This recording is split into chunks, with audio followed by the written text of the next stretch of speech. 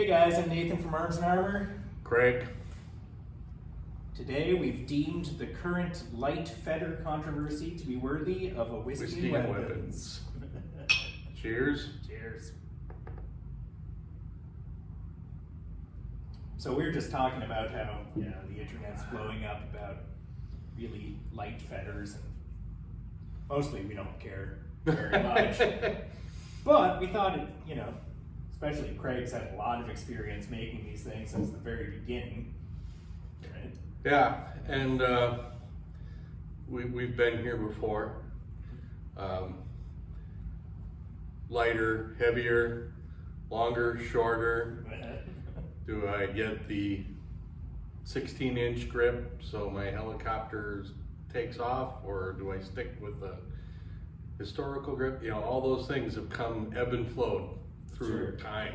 Yeah. Not only in historical, but also when we look at Western martial arts and its practice from when we are kind of just coming into the modern period of it to today. Mm-hmm. Yeah, and one of the historical things is that what we call feather swords, right? These training swords are a 16th century training tool from Germany that we use for all kinds of arts today, and they were a sporting good / training tool then, not a weapon, and there was some variation among them, although how they varied was quite a bit different than how they vary today. You can look at the tip width against these two. Yeah. So they're both kind of in there. Mm-hmm. So this is an example of our Fechtspieler, our essentially standard feather that we make, which we make to try and operate like a longsword that just won't kill you, hopefully. This one is one that we made that's a replica of one of the Higgins armory at the Worcester Very Museum. thin tip. Yeah, that is way different than modern feathers. Right? So this guy is way thicker at the fort and way thinner at the point. So the point is 0.6 of a millimeter thick, which means it's essentially sharp. And down here, how flexible is it right there? Not flexible, right? So in here, you have really no flex whatsoever. Mm-hmm. This feather, presumably they saw it as fulfilling the goals of their tournaments, the fectuals that they were doing in the 16th century, and as a kind of training tool, but we don't really know what their design criteria were. In fact, it seems like they were trying to make each other bleed, but not kill each other. Right, which carries on in single stick. You're going for the head, the pate as a target, trying to lay somebody, give them a nice little scar. Yeah, academic fencing of Germany in the 1900s. Yep. You got the same thing. So that evolution of your training balance to how close is it to combat, how far away is it from combat, what are the rule sets, how do you try and game those rule sets? Sure. So if there's no restriction on how light your training sword can be, then you can go as light as you like. At a certain point, you realize you're out there with a car antenna, and somebody with a crowbar is going to mess you up.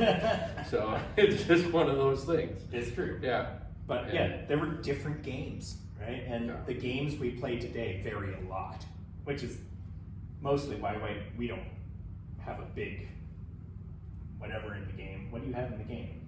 Cock in the game? That's a cockfight. Yeah. I don't know. Dog, whatever. Dog in the fight. Yeah. Whatever. About this because, frankly, we mostly make custom swords that are the way individuals want them. Sometimes they want them light, sometimes they want them heavy, sometimes they want them flexy, just out here, sometimes they want them flexy down here. And we have certain, training groups that say, oh, we like ours like this, and so we will adjust for people from that group. Other times, you have people that are doing armored combat quite a bit. Sure. And they prefer a stiffer one, so when they half sword, they can use that leverage to get into an opening underneath a shoulder or inside an elbow and give the guy a real good heave. Sure. And if you've got something that's super flexy on the tip, that's going to be more difficult to do because the sword's just going to want to bend. Yeah.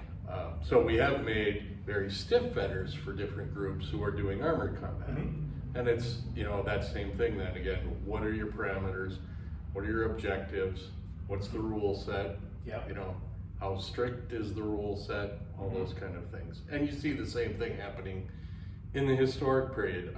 Sure. When you look at a lot of the rules from the Low Countries in Germany on these, you know, how you would fight with swords in the salle or in the tournaments on the weekend kind of thing in the square, they all have different things of afterblows and all this kind of stuff is trying to emulate combat, which is all we are doing as well. But how closely or not closely you get to that is a academic question more than a like we can all sit down and say this is the most like it, you know, because the most like it is it. Yeah. You know, fight the sharps, you know, but Yeah. you're moving safety right to the bottom of the list on that one. You can have a really authentic sword fight once. Yeah. Which is probably how most really authentic sword fights went. Probably. That's why some people are famous for surviving 5. Yeah. Right. Yeah. Yeah, and you know, today, you know, we most people that have been in it as long as I have probably broke their finger doing it, and I've done that multiple times actually. But today, most people don't want to break their fingers. Some of people make their living with their hands, and they can't necessarily break their fingers, so they're striving to not break those digits. Sure. But in a sword fight, you know, in a sporting sword fight, especially with no armor and things, it's really easy to break a finger. Oh yeah. Yeah. So it's harder not to break a finger. So it's, you know, that's an aspect of where is our comfort level with personal injury.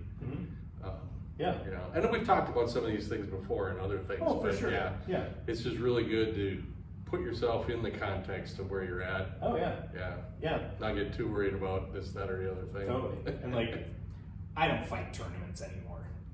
It's been a couple of years mostly because I don't want some doofus I don't know to break my hands.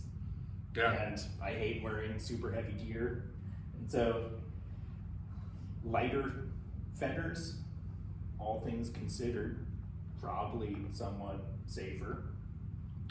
Yeah, safer if you get control, you know. Unless people are just hitting super hard, which is why I don't fence people I don't know. Yeah, I mean, sit a couple of Western martial artists around a table, pour them a beer, say, what's more important? Yeah, or whiskey. What's more important? Accuracy, control, speed. Yeah. Go. Sure. Yeah, you know, you know, it's an eternal debate. Sure. You know? Absolutely, and it was back in the day.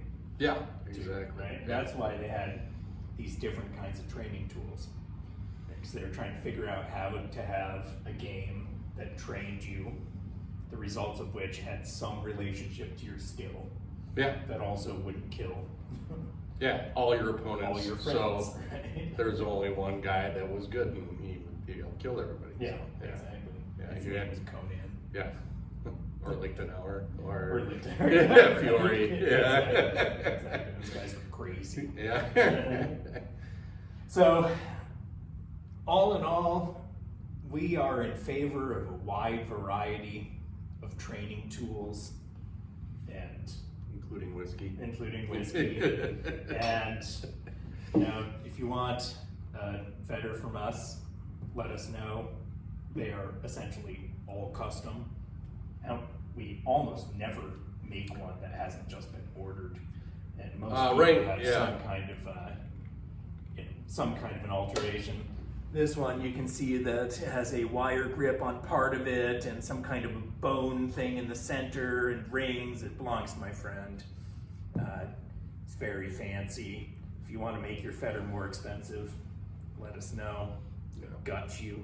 Show up your gloves a little. Yeah. Later. Exactly. And if you want a more historical training weapon that you definitely are not going to be allowed to use in a tournament, but that will teach you a hell of a lot about the work that was being done in the 16th century, let us know, and we can make you something like this, but it ain't gonna be cheap. Yeah. Days of being cheap are over. That's it. That's it. All right, cheers, guys. Use whatever fetter you like. Fight well. Fight well. Cheers. Cheers.